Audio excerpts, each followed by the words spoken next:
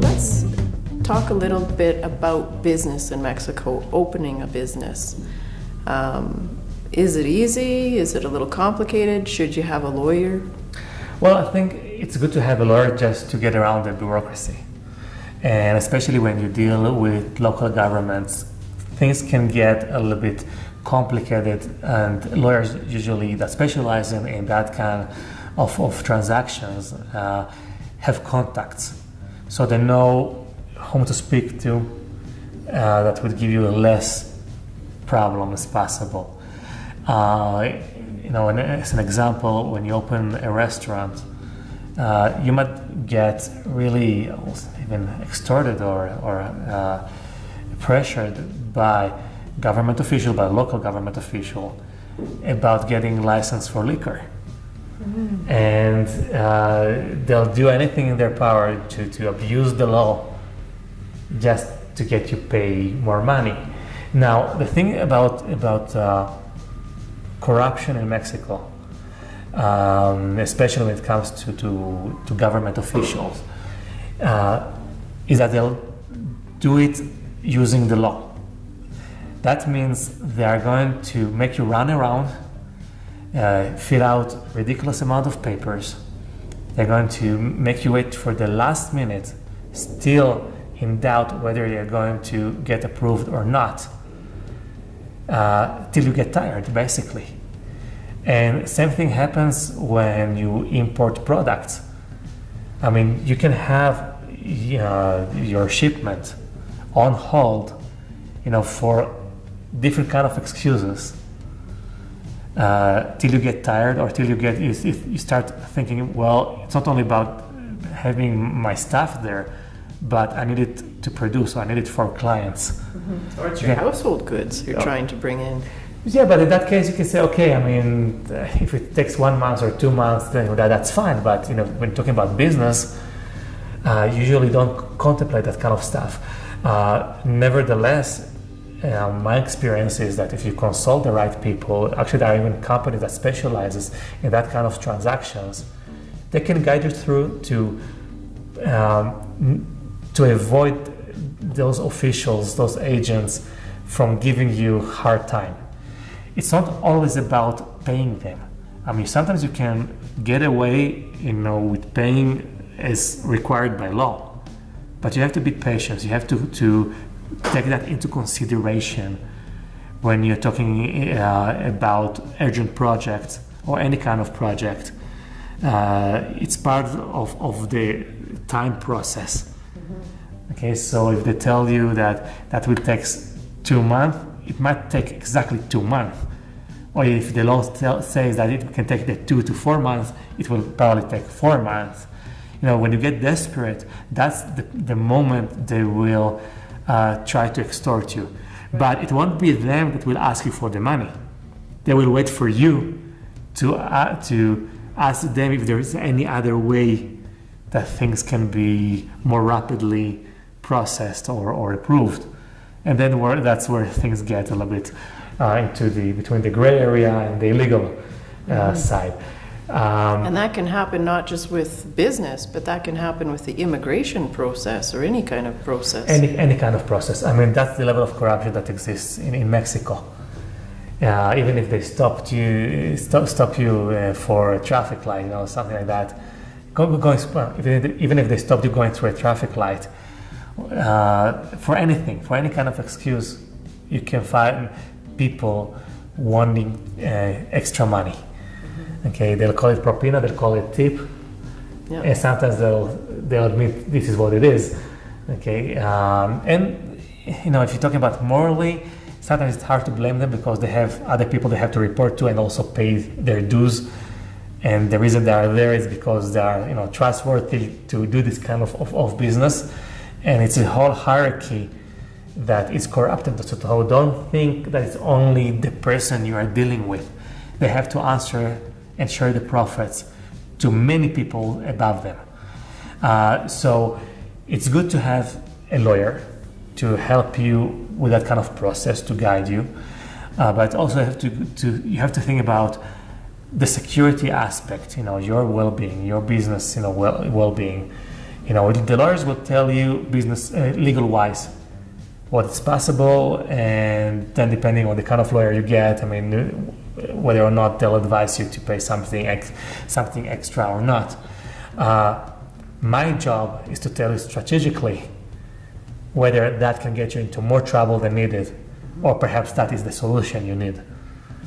So corruption is existing in Mexico on all levels. Even lawyers have to be sometimes Not gray. sometimes. If lawyers who want to get things done have to have that option possible. I know lawyers that are more inclined to do things the right way. Okay, and I've seen them even getting frustrated with the government, but still they do things the right way. Others are more inclined, well, let's just get it over with. It's going to cost you so much. This is the official price. This is the extra price. Yeah. Okay, and this is what I will charge you, for that. And sometimes, you say, if it's getting over the bureaucracy, if you're really in urgent need to get things done, that's fine. But the problem is if that gets you into more trouble. Right. That's where you have to be really careful. I think that before that, it's just okay. It's everyone's criteria and decision and patience at times. But what happens if you get a person that starts extorting you about that issue, and then since knowing more about you, he'll find a reason to hassle you and to bother you and to extort you more in the future. And that's something that you have to know, how to deal with that, especially if you deal with the government. Because remember, once you pay this extra thing, this extra amount, they can even show this as an evidence against you. Right. Okay, you can even find this kind of treatment when you pay taxes. So some accountants, that's not lawyers, so some accountants will offer you that possibility of, okay, let's change the books. Or I know somebody in the Hacienda, which is the IRS. So they'll help you, they'll help us, but how much can you trust that process? And what happens if that person is not in that job, in a year from now, and then another person comes in and starts revising your books? Mm-hmm. You can even find it, and I've seen it, we're talking about the Polanco, Condesa, that area. People from the phone company will, what happens is that one day you suddenly don't have a line in your landline. No line whatsoever. Even if you pay your dues, no line.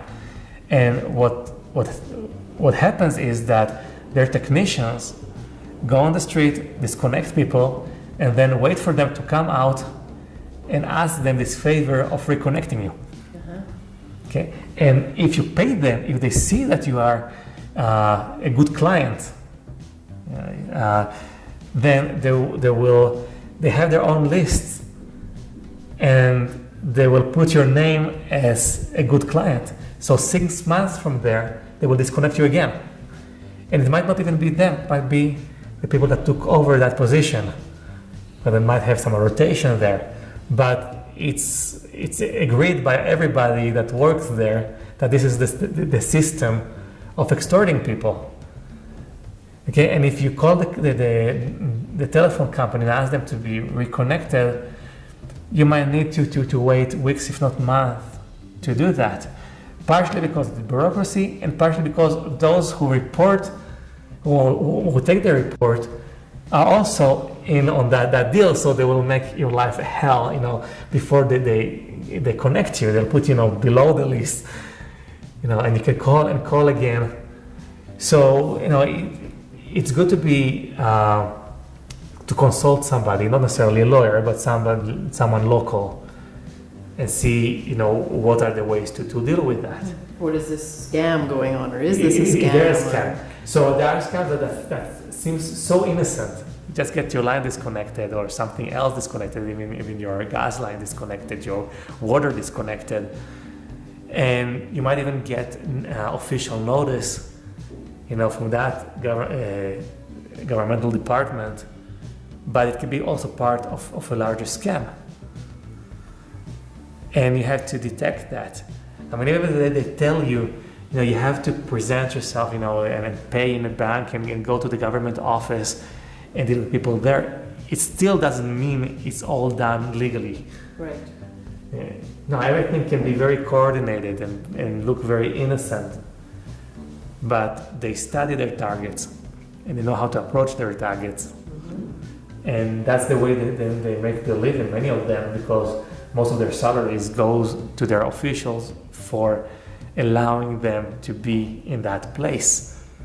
That's the sad part. And if you want to understand the reason behind the corruption in Mexico, I mean, that is what's happening. Even in policemen have to pay their officers for driving a car or a motorcycle, because they know that once you drive a car, that gives you the possibility of detaining more people.